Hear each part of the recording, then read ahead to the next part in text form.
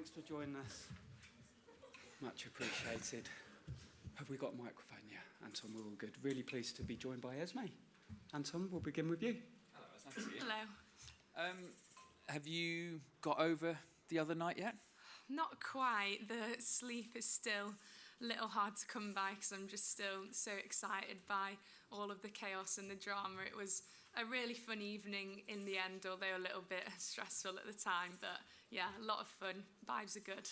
Talk me through the roller coaster of emotions, because initially you were on the bench not being able to help, then you were on the pitch being able to help, and then you weren't being able to help during the penalties. Yeah, I was really excited to be able to come on and just kind of had the mindset with Mido and Mish that we had nothing to lose, just try and make an impact. And then obviously not long after that, Chloe came on and served up 2 brilliant crosses for us to come back. So that was just such a thrill. And then you've got the adrenaline going, and when extra time comes, you know, you've got another 30 minutes of football, so you've kind of got to re-regulate and bring yourself back down level so you can just focus and carry out your role as best as you can for extra time. And we managed to sort of battle through that and hang on, even with people going down and stuff. So we just fought through it, and then obviously penalties came, and that was just ridiculous, really, to sum it up in one word, but obviously it ended well.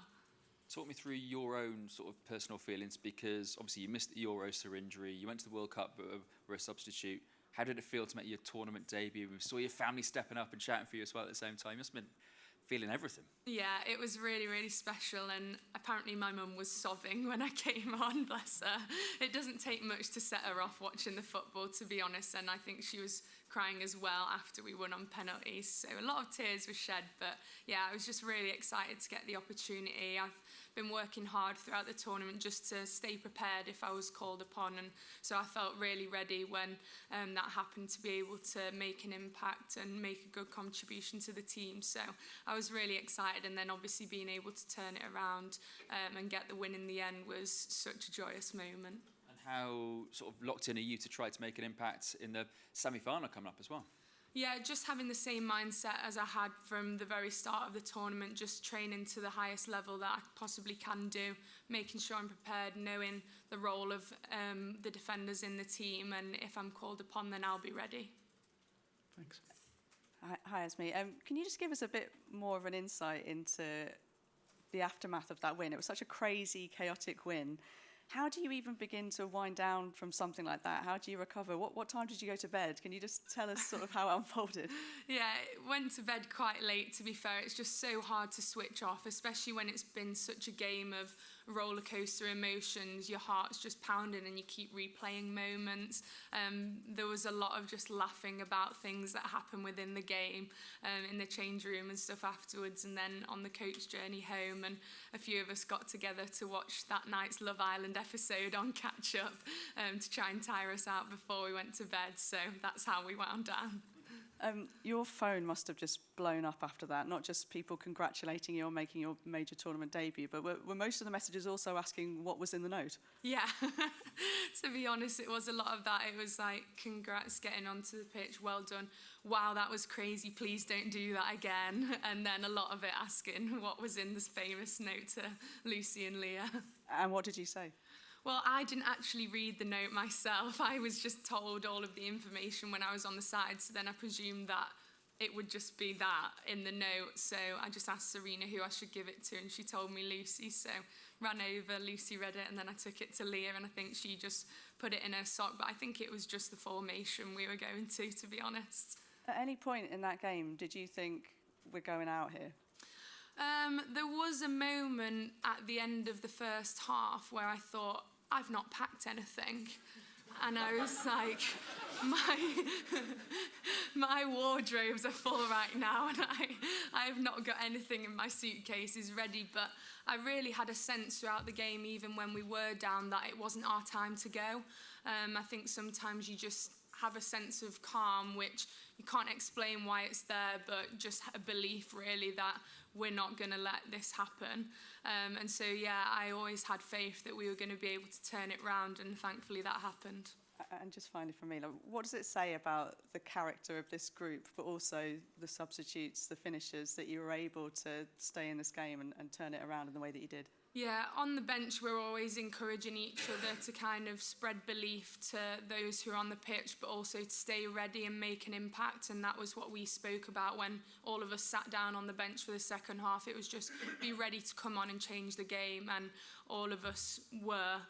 Obviously, Michelle made a huge impact getting that second goal. Chloe with 2 incredible crosses. Mido worked her socks off, having to play in an unfamiliar position in midfield. And Grace put in an incredible shift when she came on too. So really proud of everyone. But we've just got such amazing character and grit and determination within the group that we're never beaten. And that really showed the other night. Hi, Esme. I thought you played really well the other day when you came on. you. I just wonder, you mentioned to Anton about, being ready to be a starter. Did that performance, that sort of cameo performance from you, give you extra confidence, maybe extra drive to push to be a starting player in this England team? Yeah, I think every day you show up at training, you're always pushing to be a starting player. Obviously, those decisions don't lie with us, and I'm always content knowing that I've given absolutely everything to be in the best position to make an impact and just do whatever role I have to the best of my ability. So my mindset doesn't change at all. I'm going to prepare in exactly the same way. And obviously, being able to play the other night was such an amazing feeling and has given me a confidence to perform should I be called upon again. But obviously, that's not my decision. I'm just going to make sure I'm ready for whatever my role is. Yeah, and Chloe Kelly was obviously another player who came on and did really well. How important is she to this England team? Yeah, she's an incredible player. She's been training amazingly the last few days, scoring lots of goals, so she was high on confidence coming into that game, and she seems to thrive on these moments when the team needs her to pull a performance out of the bag, and she was just incredible when she came on, just getting in great positions in the wide areas, and Chloe's a brilliant crosser of the ball, so when you saw her cut in, I just knew she was going to land it on someone's head, and thankfully people were there ready to finish it off. And obviously she had a decisive penalty as well, and under that pressure there's no one I would rather have in that position. She's so reliable and just so composed and calm, and she said afterwards that she made eye contact with the goalkeeper and the keeper was like smirking at her, so she just started laughing. And I just think the composure in that moment, to just be so free and at ease and confident to be able to laugh, just shows what a brilliant player she is for stepping up. Thanks, Em. Can we go to Rob at Sky News, please? If we can get the mic back there. Thank you. Hi, I was just wondering, have you watched the game back, the penalties back as a group yet? Not as a group, no. I think I've seen little clips sort of on my own, and I think a lot of the girls have too, but we've not reviewed that as a whole. We've reviewed the game and the things that happened in the 120 minutes, but as for the penalties, we all know individually what lessons we can take from that. I suppose it's better watching back when you know the outcome. Yeah, exactly. Much less stress the second time around. And this is a 6th semi-final in a row for England. It is a really unprecedented period of domination. Is that something you reflect on? And, for the country to really know that it wasn't always like this for any England team? Yeah, well, it's funny speaking to Lucy Bronze and Alex Greenwood about it, because they've been part of so many tournaments. I think Alex has been part of the tournament since that run began.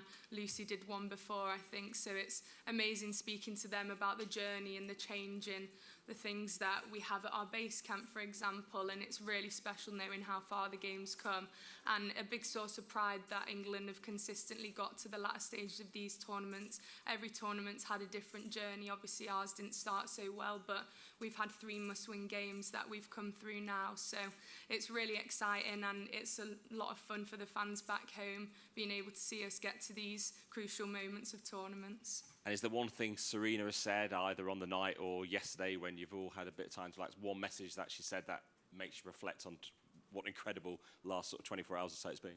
Just proud of the togetherness of the fight that we showed, that we were never beaten. We kept pushing and pushing until the very end and fought, and it's just the depth that we have in the squad for everyone to be ready to step up when they're called upon is such an incredible thing for us to be able to fall on through this tournament, and it showed multiple times throughout the games we've had, so that's something we're going to continue to rely on as we go forward. Thanks and good luck. Thank you. Thanks, Rob. We'll go to Tara. Thanks. Hey Esme, obviously that game was really physical, and everyone got quite battered and bruised. I just want to know how kind of yesterday looked and what the recovery was like and how everyone was kind of doing, really. Yeah, everyone who played significant minutes had a recovery day to be able to just sort of reset, get moving again. The finishers went to train, had a really intense session. But yeah, it's just a case of getting off feet, bringing yourself back down to earth, even mentally, just to have a chilled day to reset after all of the excitement of the night before. And then same again today, just everyone being able to relax, switch off a little bit, ready to then turn our full focus to the Italy game and be ready to go with full energy into that. Thanks. Jamie? Hi, Esme. Am I right in saying that you introduced the snaps and the clicks to the... I didn't. It was a bench thing. I think it was Maya and Aggie who did it. We were all sort of chit-chatting on the bench and then they started doing it. It's something that I came across first when I went to America, because I was sort of introduced to the team in an analysis session and they asked me to say a few words, so I was sort of saying how excited I was to be there and be part of it and everything, and everyone just started going like... as I was speaking, and I was thinking, what on earth are they doing?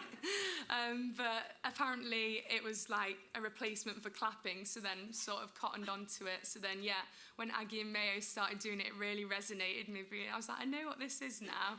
So then we all just started doing it on the bench as just like positivity, celebrating good things that happen when people come off after putting a good shift in. It's like snaps for whoever's coming off and snaps for whoever's going on as well. So it's turned into a nice little celebration for everyone on the team. Can I ask you about Alex as well? I know you had a club connection, but what was she like against Sweden? Because she starts with Leah and Jess alongside her, but then finishes with you and Neve. How was she communicating with you all in the defence there? Alex is brilliant. She's such a great leader, such an intelligent football player, knows what is required from every single position on the pitch. So she's such a reliable player and someone that we can all look to sort of bring an air of calm and maturity in those stressful moments. And some of her passes in behind were just brilliant. The other day I kept shouting to her, what a pass, Al.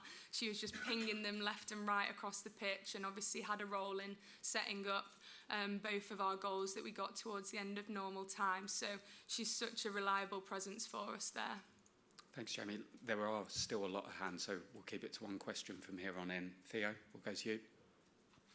Hi, Esme. I believe you're maybe the only player with a teammate on the Italian team, although I was kind of curious to know, I know Sophia hasn't been to DC yet. So have you two had a chance to meet each other kind of virtually, and what is your communication with your Spirit teammates like? Yeah, no, we haven't spoken at all so far. Obviously, we just found out that she'd be signing and joining the team after the Euros. So when that's the situation, people tend to sort of just be left alone to focus on their international commitments. But I'll probably say hi to her after the match, and I have been supporting her through the tournament and willing her to do well, given that she's my new teammate. The other night, some of the girls had friends on the Norway team, but I was supporting Italy because Sophia was playing for them, even though I don't know her yet. But obviously, I'm definitely not supporting her this next game. Cheers. Thanks. Jessie? You joked on Instagram that the note you passed to Lucy said, save us, goat. How important is Lucy to this England team? I don't think it can really be put into words. She is such an incredible leader in this team. We are all inspired by her mentality. She's a freak, really, in that she just has so much passion, energy, fight, and she infects everyone else with it. That note might as well have said that because that's apparently what she read on it, because she just sort of put her shoulders back and played like, I am not letting us go home. She's just incredible how she was taping herself up and then whipped it off to take her penalty. She's hilarious, but she's just brilliant, and we all love her and are very grateful that we get to play alongside her. Thanks, Flo. Hi, Esme. Just to follow up on Jamie's question, when you guys are training and so many players are, especially in the back line, switching position, you've played when you were at City and at Spirit, in a number of different roles as well. So when you're training, how much are all that back line playing in different positions in order to then be able to adapt in-game? It's mostly just things we've all done throughout our career. Ahead of games, we mostly prepare with the team that's going to play, so everyone's ready to see the patterns that they're going to hopefully see in a game. But we're all prepared and tuned into what everyone's roles are across the back line, and it's important to know what the positions around you have required of them so that you can step in whenever needed, and also to be able to communicate what you need from the players around you. So although we might not practice in different positions, everyone's attuned to what each position requires of them and knows the game plan. Thanks. Kit. Hi Esme. You finished a Sweden game playing in the captain's position, and of course at this stage we're not 100% sure of Leah's fitness for Tuesday. How are you preparing mentally to potentially play in that position from the start on Tuesday? We're very optimistic that Leah will be available. She seemed in very high spirits this morning, and I want what's best for the team, and that's absolutely having our captain on the pitch for us. So I'm the same as every single game, be prepared to play if I'm needed. I'll know the role, and just be absolutely ready, train at a high level over the next few days. But we're very optimistic that Leah will be fine. Thanks. Thanks. Catherine. Hi, Esme. One of the obviously key players in the quarter-final was Michelle Aguiman coming off the bench and scoring, and she's had these two kind of standout moments, and we've not actually seen much of her in England shirt, but I just kind of wondered what she liked to train with, play against, and what she kind of like as a character. I love Mish. She is such a wonderful human being. She's so intelligent, really soft-spoken and quite shy until you get to know her, but she's hilarious when she comes out of her shell, and I'm so proud of the impact she's been able to make. When we finished the game the other night, I just said, Mish, you are clutch, because that's twice now she's stepped up in pressure situations and just come off the bench and made an incredible impact. And yeah, she's someone that we know we can turn to in stressful moments to be a presence, holding the ball up, linking play, making runs in behind. She's a really hard worker and has an incredible sense for the positioning she should take up in the box to get on the end and finish chances. Thanks. Can we go to Rachel? Thank you. Esme, even Serena the other day was telling us about sort of the role that luck had to play the other night, and I'm just wondering if there's anyone in camp who's the most superstitious. Is there anyone who's, wearing the same socks the entire time, or who's the most superstitious person on the team? I don't know, to be honest. I feel like in tournaments you can sort of latch on to random things. Like for the Holland game, I forgot to wear my necklace, and obviously we absolutely battered them, and I'd worn it for the France game, which wasn't so good, so I've not been wearing my necklace to games since. So you try to sort of do random things that you think might contribute when it gets to tournament football, but I don't know about anyone else. That's just mine. Thanks so much. Thanks. Joe. Hi, Esme. I just wanted to ask you about Hannah. Obviously, it's an important tournament for her first as England's number one. How do you feel she's dealt with that pressure, and what is it like playing in front of her? Brilliantly. I love playing in front of Han. She's so reliable, an incredible shot stopper, unbelievable with her feet. The moment that sticks out most is the pass she played in behind for Alessia in the Holland game. Me and Jess Park were out of our seats the minute it left her boot, because we were just like, wow. Pass of the tournament. It was incredible.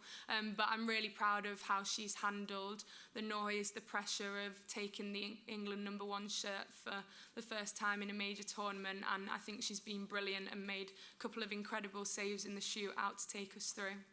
Thanks. Adrian.